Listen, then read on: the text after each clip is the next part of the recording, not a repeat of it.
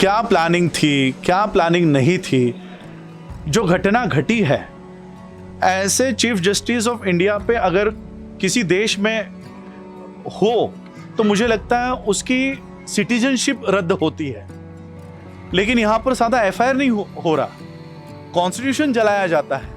ऐसे लोगों का सिटीजनशिप रद्द होता है। जो कानून में प्रावधान है, जो कानून में लिखा हुआ है, वो इस्तेमाल नहीं हो रहा। यहाँ का जेनजी और नेपाल का जेनजी, इनमें कोई कंपैरिजन नहीं होगा। यहाँ का जेनजी सिर्फ कावड़ उठाने के लिए ही इस्तेमाल में लाया जाएगा, सत्ता पालट करने के लिए नहीं। चीफ जस्टिस ऑफ इंडिया के ऊपर एक जूता फेंका जाता है, लेकिन फेंकने वाले को प्रसिद्धि मिल रही है, वो अभिमान व्यक्त कर रहा है उस चीज़ के ऊपर। तो सोचो, देश के लाखों करोड़ों लोग जिसे उम्मीद लगा कर बैठे कि ये हमें न्याय देगा, जो आदमी खुद को न्याय नहीं दे सकता, वो मुझे लगता है हम लोगों को भी न्याय नहीं दे सकता। चीफ जस्टिस ऑफ इंडिया ये एक पोजीशन है, और ये ऐसी पोजीशन है जिसको पावर नहीं दिया गया है। तो मुझे लगता है हमारे लोगों को ये समझ जाना चाहिए कि ये सारी जो position, not only chief justice of India, member of parliament, president of India, ये सारे पोजीशन है। हमारे लोगों को पोजीशन दी जाती है लेकिन पावर नहीं दी जाती। बाबा साहब अम्बेडकर जी के पास कोई पोजीशन नहीं थी लेकिन पावर थी। हमारे लोग सिर्फ पोजीशन के पीछे भाग रहे और पावर हासिल नहीं कर रहे। मैं यही कहना चाहूँगा कि जो चीफ जस्टिस खुद को न्याय नहीं दे सकता, हमको उनसे उम्मीद अब कोई रही नहीं है। मुझे लगता है क्या प्लानिंग थी, क्या प्लानिंग नहीं थी, जो घटना घटी है, ऐसे चीफ जस्टिस ऑफ इंडिया पे अगर किसी देश में हो तो मुझे लगता है उसकी सिटीजनशिप रद्द होती है। लेकिन यहां पर सादा एफआईआर नहीं हो रहा, कॉन्स्टिट्यूशन जलाया जाता है। ऐसे लोगों का सिटीजनशिप रद्द होता है। जो कानून में प्रावधान है, जो कानून में लिखा हुआ है, वो इस्तेमाल नहीं हो रहा। तो मुझे लगता है कोई भी प्लानिंग इसके पीछे हो, चाहे उनकी मां गई हो, नहीं गई, जूता फेंका गया है।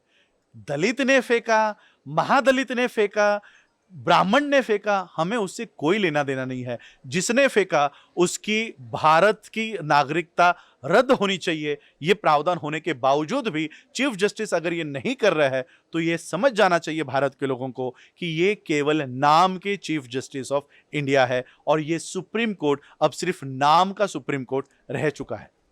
बौद्धों की जो सारी, नॉट ओनली महाबोधि महाविहार, जितने भी बौद्धों की धरोहर है, ये बौद्धों के हाथ में होनी चाहिए। मेरी तो इस बारे में सुप्रीम कोर्ट में पिटीशन थी कि जगन्नाथपुरी का मंदिर भी एक बौद्ध विरासत है इसके ऊपर, लेकिन उसके बाद ये सारे पिटीशंस ही उन्होंने रद्द कर दिए हैं।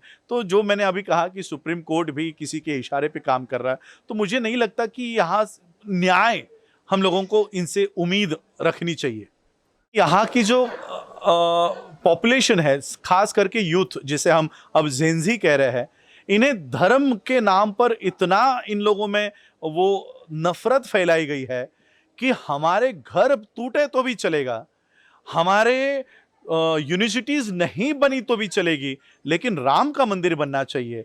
धर्म के नाम पर हमारे बच्चों का इतना माइंड वॉश कर दिया गया है बचपन से, और ये एक दिन का नहीं है, बचपन से ही बाल गणेश, श्री कृष्ण गणेश और ये सब उनके इसमें इतना इंजेक्ट किया गया है कि यहाँ का जेनजी और नेपाल का जेनजी, इनमें कोई कंपैरिजन नहीं होगा। यहाँ का जेनजी सिर्फ कावड़ उठाने के लिए ही इस्तेमाल में लाया जाएगा, सत्ता पालट करने के लिए नहीं। बाबा साहब का हाथी आज भी लोगों के जहन में जिंदा है, और मुझे लगता है, मैं राजनीतिक कोई टिप्पणी नहीं करना चाहता, लेकिन मेरी ये दिली ख्वाहिश है कि जिस हाथी को मान्यवर काशीराम जी ने खड़ा किया, बाबा साहब के हाथी को खड़ा किया, और केवल खड़ा ही नहीं किया, उसे दौड़ाया, उसे पार्लियामेंट तक लेकर गए, उस हाथी को फिर से खड़ा होकर इस पार्लियामेंट की ओर उसके चलना चाहिए। ईवीएम मशीन कैसे धोखाधड़ी करती है, इसके ऊपर हमारी पिटीशंस है। हमने 2015 से 14 से मूवमेंट चलाई है ईवीएम बैन करने की। मेरी यूनाइटेड नेशंस में भी ईवीएम को लेकर वहां पर पिटीशन एक्सेप्ट भी कर दी गई थी कि ईवीएम से वोट्स की चोरी होती है। और लेकिन आज राहुल गांधी जी जागे हैं, वो इसलिए क्योंकि उनको वोट की चोरी हो रही है, या हमें वो आज सत्ता से दूर हो गए हैं, इसलिए वो विषय लिया हुआ है। वरना वोट की चोरी में पहला भागीदार तो कांग्रेस है। ईवीएम मशीन का इस्तेमाल और ईवीएम मशीन का इंट्रोडक्शन ही कांग्रेस ने किया हुआ है। ये चोरी करने के लिए इन्होंने लाया हुआ है। तो ये मुझे लगता है चोर चोर मौसेरे भाई जो कहावत है, ये इन लोगों को सूट करती है।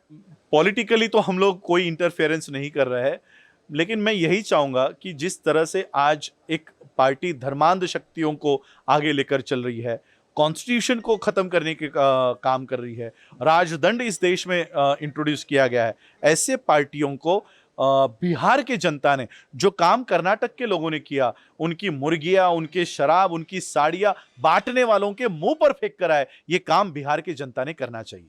ये तो ऑफिशियल स्टेटमेंट है current chief minister of Maharashtra के कि राज सत्ता के ऊपर धर्म सत्ता होनी चाहिए। ये फडणवीस जी का एक कार्यक्रम में ऑफिशियल स्टेटमेंट है। तो मेरे ख्याल से वो उसी दिशा में देश को लेकर जा रहा है। आज का जो युवा है उसको एजुकेट होने की बहुत जरूरत है। एजुकेशन ही इन लोगों को उस दौर से बाहर निकालेगा। लेकिन आज जो नेपाल में हुआ वो इसलिए हुआ क्योंकि उनका सोशल मीडिया बंद करवाया गया।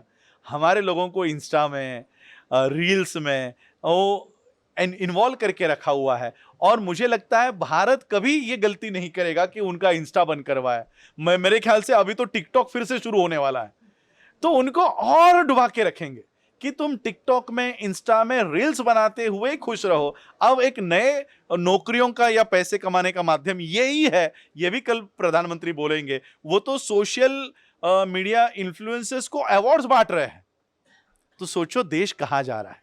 एक तरफ डॉक्टरेट्स बांटी जा रही थी, एमफिल के डिग्रीज बांटी जा रही थी, अब क्या डिग्रीज बांटी जा रही है, सोशल मीडिया पे कौन ज्यादा अच्छा इन्फ्लुएंस कर रहा है, इन्फ्लुएंसर्स अवार्ड्स दिए जा रहे हैं कि प्रधानमंत्री के हाथों से यूट्यूबर्स को, इंस्टाग्राम के इन्फ्लुएंसर्स को, कल को टिकटॉकर्स को भी ये अवार्ड्स देंगे। यानी तुम सिर्फ रील्स बनाते सीमित रहो, एजुकेशन के लिए लड़ो मत।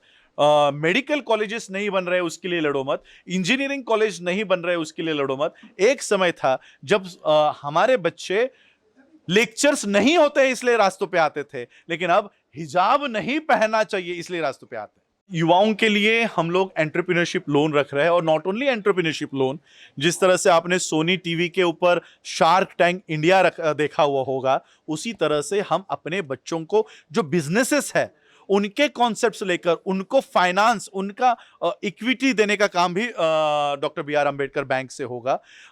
यूथ को खास करके जो पढ़ने वाला वर्ग है, एजुकेशन लोन्स यहां पर दिए जाएंगे। फॉरेन स्कॉलरशिप्स जो गवर्नमेंट्स रोक कर रखी हुई है, ये फॉरेन स्कॉलरशिप्स भी की योजना हम डॉक्टर बी.आर. अंबेडकर बैंक से शुरू करेंगे।